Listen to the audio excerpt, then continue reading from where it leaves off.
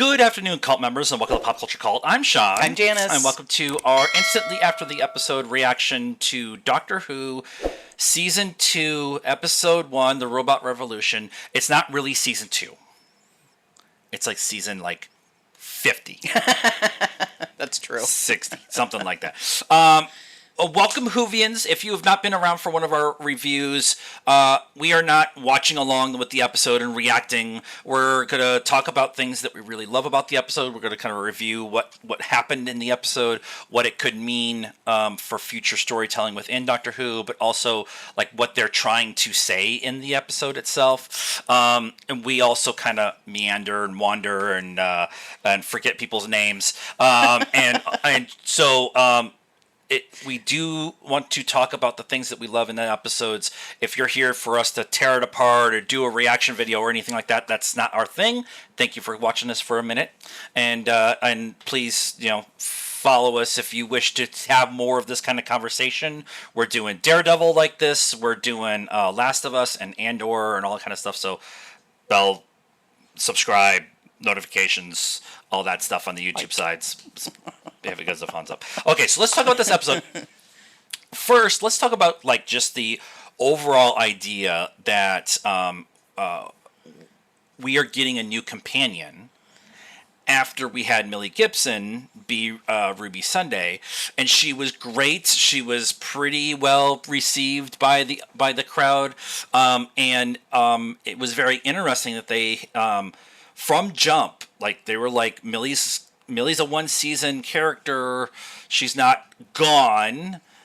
Right. The Doctor's just moving on, and then we get Varda, who was already a character in an episode last season, who was also a nurse in that planet, right. The war planet, right? Yep. The corporate war planet. Yep.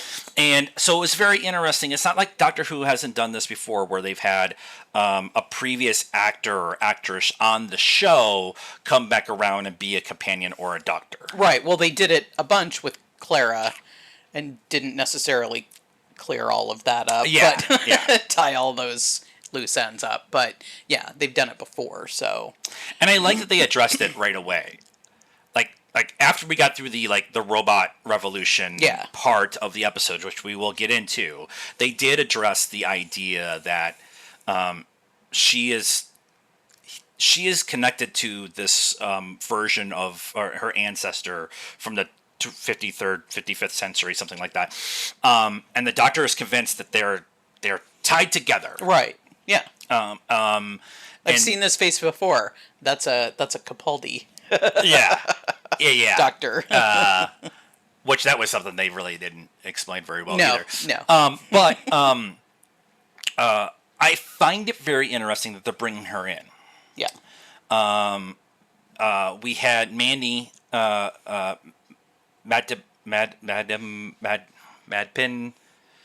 What was her last name? Mandy. We just kept calling her Mandy. Of Asian descent, Indian descent with Jodie's doctor. Yep.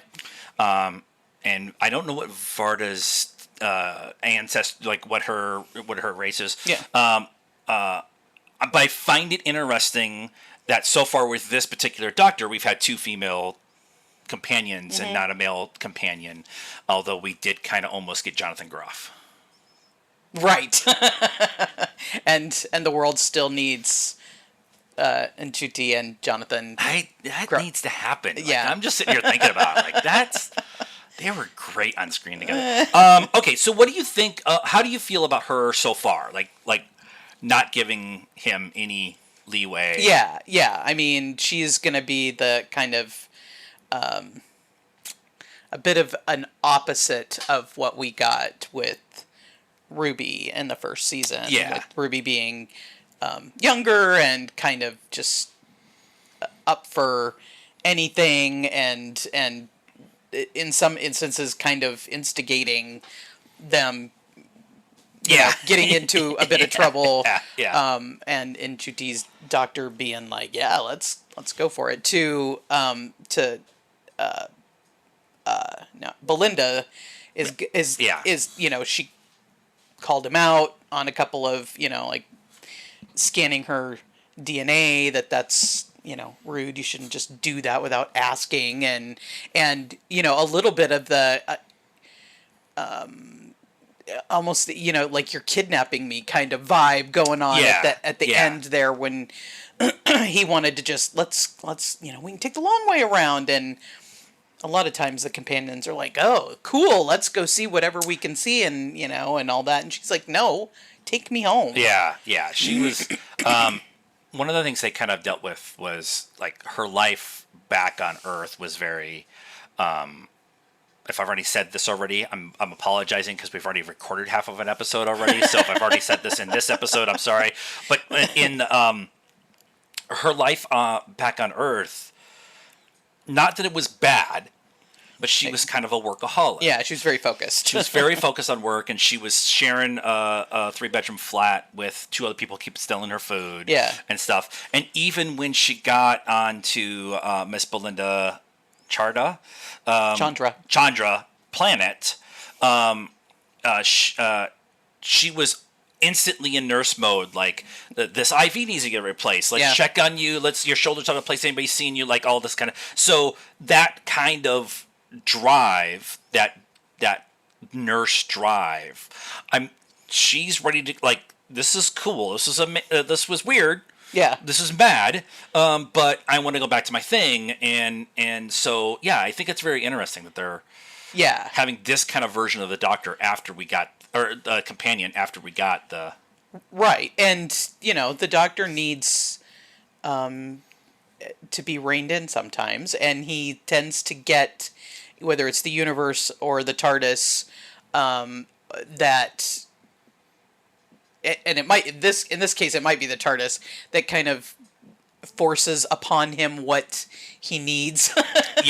At that point in time. So something happened. I mean, apparently the Earth blew up. So I wanted to actually talk about that. So I'm glad you went there. She said multiple times, "I have a shift at 7:30." On May 24th, 2025. Yep. And the next to last episode is May 24th, 2025. Right. The last episode is May 31st, 2025. But it was called something like Reality Storm or Reality Shift or something like that. Yeah. That's Robot Revolution. That's the one we're on. Thank you, IMDb. Lux, The Wall, Lucky Day, Story and the Engine, and there's stuff. Wish World. No, the Reality the War Reality is the War last is the last one. Episode. So interesting. What that'll be. And we got that last little. The TARDIS was getting repelled to go back to Earth, and then they open the door and they're in space. And I love Belinda, like, we're in space, and like the Doctor, like, just thinking like of course we are. Yeah. Of course we are. But when he's like, okay, I'm going to get you home, like, he is determined, I'm going to get you home, but we're going to go the long way around.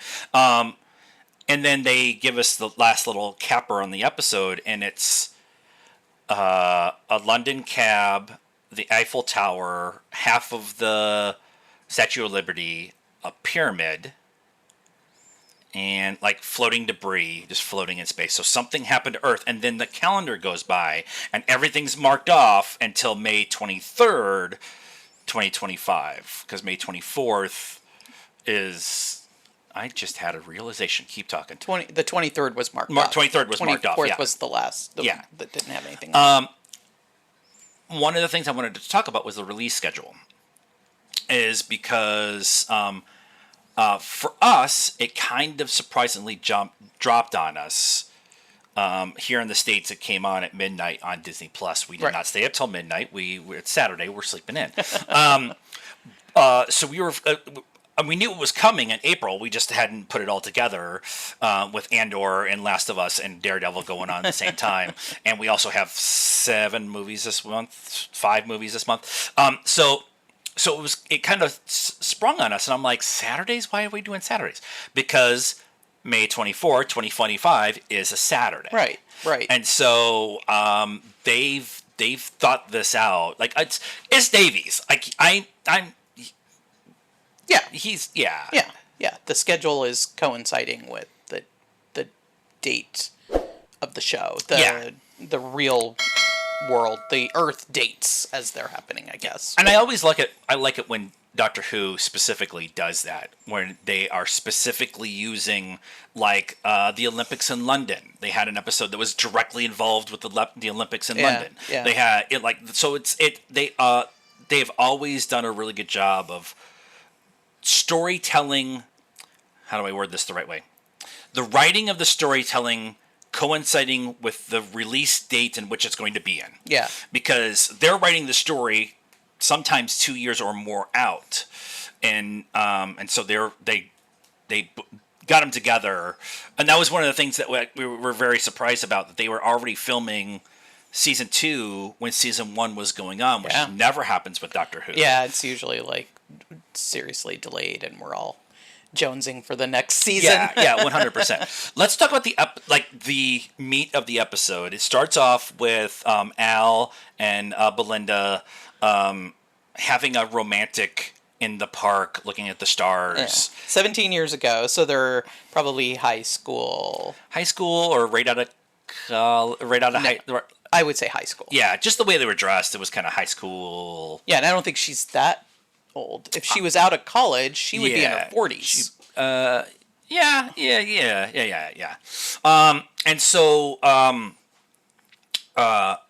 he gifts her a star, which is one of the biggest rackets that have ever consisted ever. It's like buying a piece of land in Scotland. It's the same exact thing. Or giving your DNA to somebody online. Have you watched Doctor Who? This is how we get clones. But it was very cute and very romantic and stuff, and I thought it was kind of... And then it jumps forward to 17 years to now. And they give us Belinda being a nurse and everything that's going on. The doctor trying to save her. She goes through her shift. She goes home. And then this 50s style robot lands across the street from her house. These very 50s looking. I'm thinking of the species from The Fifth Element that kind of wobble back. Oh, and forth. Yeah. That kind of build, but it was very 50 style ray gun.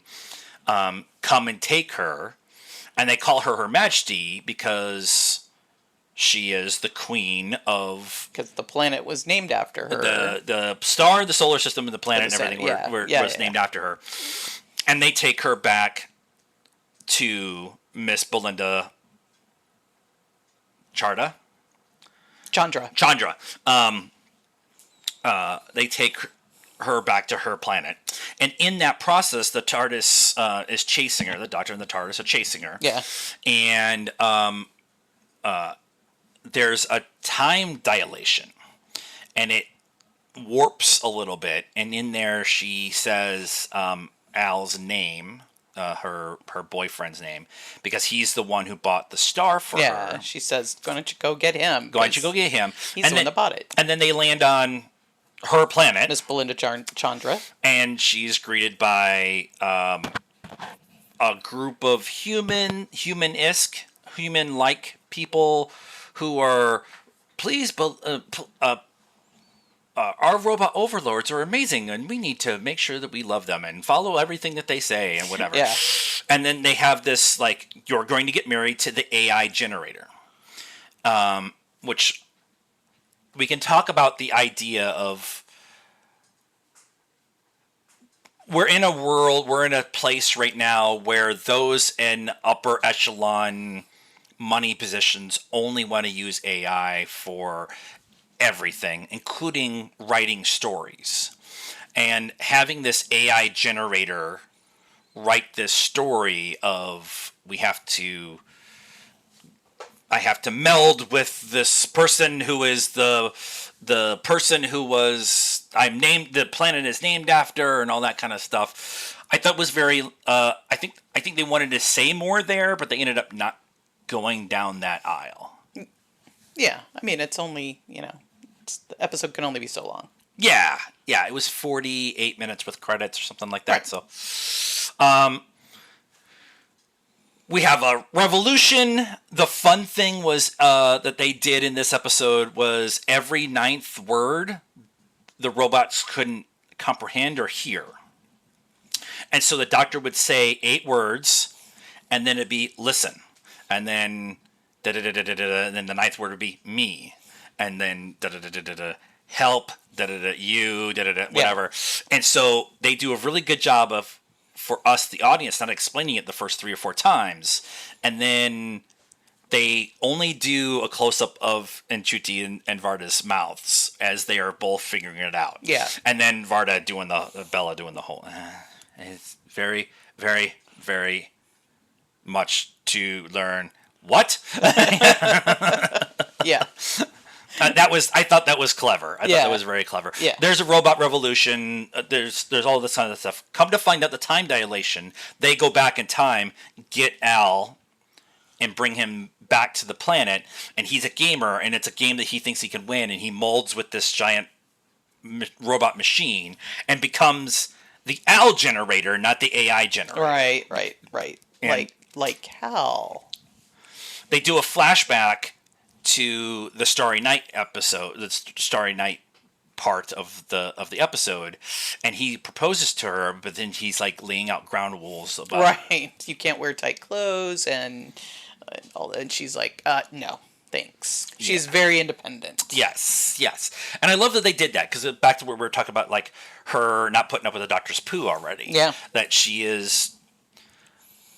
when our daughter gets around to watching this version of the Doctor, she's going to fall in love with her. That's me. She's a nurse. She's independent. Right, they even in the exchange when we find out that it's Al, that's the AI generator. Even then, he's trying to control her into doing different things. Yeah. And then the onomatopoeia that is the actual episode is this diploma that is the I don't think that's it.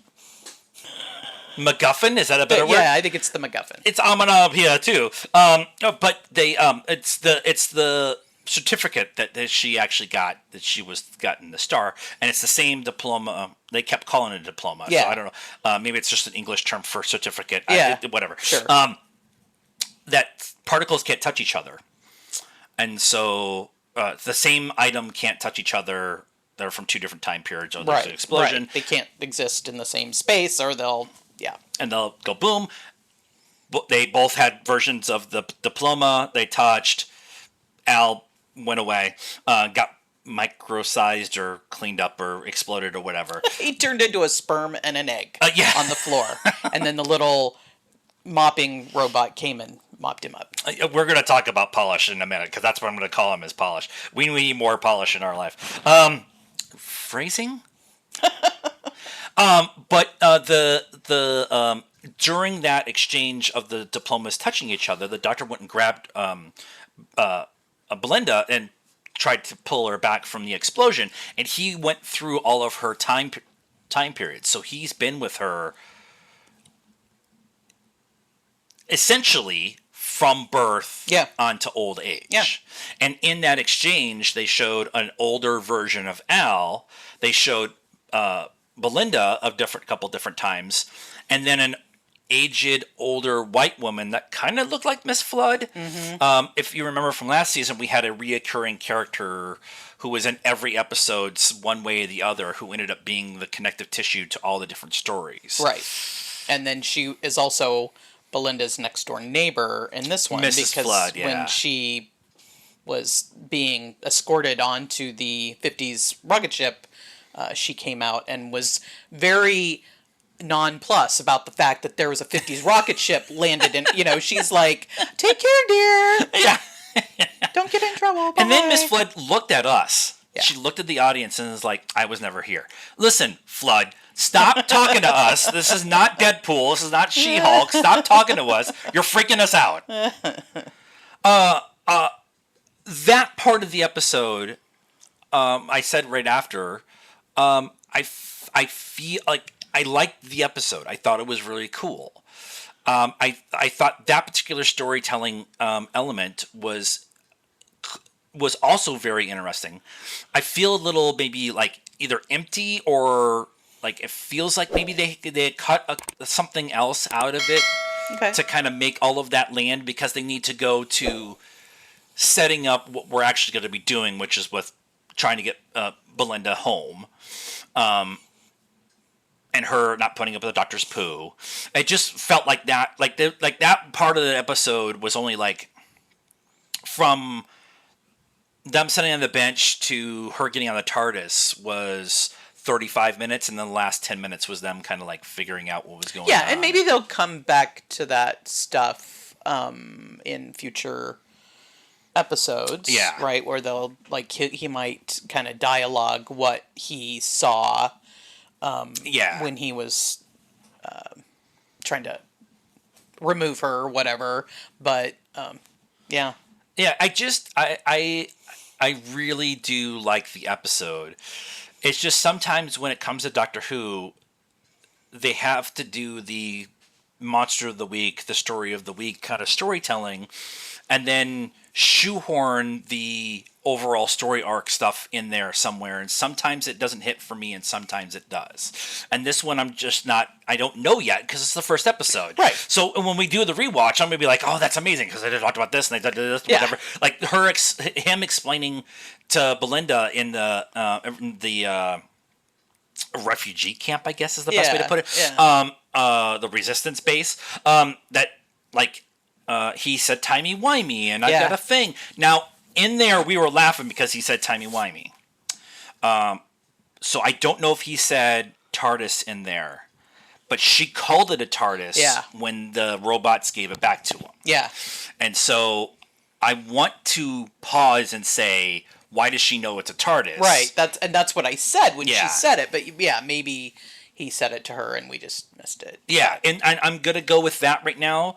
I think it's a much more interesting storytelling trope if he didn't and missed it, because the running joke last season was Mavity. Yeah. Because 14's 14 and Donna went back and met Isaac Newton, and they said something about gravity, and he went Tavity, gravity, babity, mavity. Right. And so every time from then on for the whole season, they would say the Mavity, the situation is very interesting, Right. or Earth's Mavity is... Literally changed the word gravity to Mavity for the rest of time. And it was never, like, there was never a pause, like a wink to the audience, or it was never the doctor going, I think it's supposed to be, like, there was never that. It was just the thing. So if we're going to play on that kind of idea they did that whole season, then I'm really cool with this idea that she knows a lot more than he has told her. Right. Especially with this idea that somehow it's destiny, they're connected because he's met another version of her. She's backwards, right? She's not a future of Monday. Her Yeah. Monday, I know. Monday something. Yeah. She's not the future of her. She's the past of her. So Yeah. she doesn't know it because her history knew it. She would. So. Yeah, and we had the whole Chutik resolution for last season, why we had like a lot of things that happened or whatever, and that's an old character from was it Tom Baker's time period, I believe. It was back there. It was back there. And so they are always playing like the whole River Song of it all. Like they're always playing with like stuff going backwards and forwards and whatever. Yeah, timey-wimey. So it'd be cool if they kind of do that, whatever. Wibbly wobbly ball of... I have a timey-wimey. I need a timey-wimey shirt. Somewhere. I need all my Doctor Who shirts are kind of old, so I need to get a new one. We have a convention in a few months, so maybe I can find one there. The only other things that I really what did you now that I've complained about the episode, I didn't complain about the episode. What did you think? I liked it. I mean, it was a companion introduction. We kind of knew her, but we don't know her. Yeah. It was a companion introduction episode. It was like, was that Martha Jones where they took the whole hospital Yeah. to the moon. Yeah. Which was her The introduction. Jadoon took the. Yeah, that was her Yeah. introduction. So it's It has it's a companion introduction episode. Belinda and Martha Jones have a lot of similarities So far, yeah. with It's each a little other. interesting, yeah. But Martha ends up being a doctor. So, and I love that But they kept alluding to Belinda starting a new position on Monday. She had to get back to start a new position. yeah, but they didn't give us any Right, kind of detail right. of what So that was. what does that mean? So that'd be very interesting. I love that she took a shot. Our daughter is a nurse. Our nurse is our daughter. Our daughter's a nurse, and they took like. Here it is, the nurse doing all the hard work, and the doctor sitting over there doing nothing. Yeah. Like shots fired. Facts. The only other thing I want to talk about is the Disney Plus of it all. You could definitely tell that they've added some money to Doctor Who. Mm-hmm. The robots were practical, but they looked amazing. The special effects were pretty awesome. Yep. Space shots are always really good in Doctor Who. It's kind of hard to screw up space, but you could definitely tell.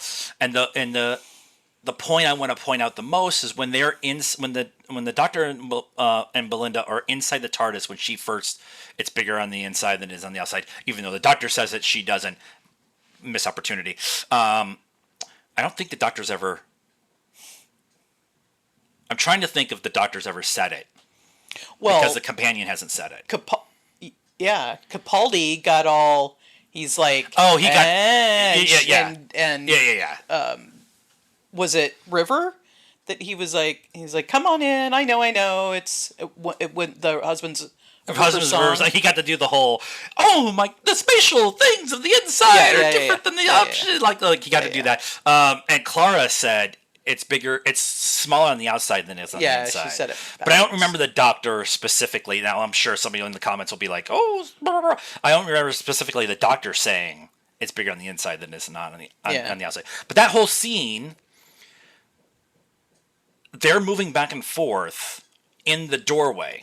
So the practical stage of them inside the TARDIS, which I love the inside of this TARDIS, is there, but the people on Miss Belinda Chandra, that the people and the robots are standing in the background. Yeah. And so they're moving, and you can't tell like they had overlaid something in there. Yeah. Like sometimes when they've done that kind of shot in the past, right along the edge, like the door frame and the edge, there's a little bit of a wibble in the line. Yeah. I get what You really you're have to saying. pay attention Yeah, to it. yeah. I was looking, like the first time they walked in and out of the door, I was like, oh, that's a cool like transition. Yeah. Like, I know how they did that, so that's a cool transition. And then they did it multiple times. Yeah. And it was almost, I'm not saying this is what they're doing, it was almost a middle finger to people complaining about special effects in Doctor Who or any other show. Yeah. That they made a point of going back and forth to kind of do Yeah. this. Look how cool it is when we make it work. Yeah. And so that was, but the overall, and there's been some rumors that the agreement with Disney Plus and the BBC is only 2 seasons. Doctor Who's been a very good thing for Disney Plus, so it's Disney Plus everywhere except BBC iPlayer in the UK. So I'm interested what this continue to do. There's no thing saying that it's going to be a 3rd season coming anytime soon. Yeah. But I fully expect there to be, so we'll see how that happens. So I think that's everything with this episode, considering we recorded it 1.5 times. Let us know what you thought of this episode, our discussion, and our thoughts about it in the comments down below. If you're on the Spotify side, follow us there. Like I said, we're going to be doing The Last of Us tomorrow night. We'll be doing the Daredevil finale. We missed the last couple of weeks of that because of travel and sickness. And then we'll be doing Andor when that comes around in a couple of weeks. Oh my God. And then if you're on the YouTube side, all of the same things. We do this longer form podcast style on both Spotify and YouTube. But on YouTube, we also do movie reviews and trailer reactions, and we do like shorts. I have a whole line of shorts that was the Sounds of Disneyland where we were there, and we'll be at Phoenix Fan Fusion in a couple of months, and then we'll be at San Diego Comic-Con. I'm like 85 70, 75, 65. If he gets a room. If it gets... I might sleep in the car. Yeah. So so follow us on both of those. If you're on the YouTube side, hit the bell for notifications because we'll be uploading all that stuff. And then we're on all the social media stuff: Facebook, Instagram, Blue Sky, TikTok. We're on that other one, but I don't post to it. But you can follow us there if you wish. And until next time, cult members and Whovians, good afternoon, good evening, and good night now.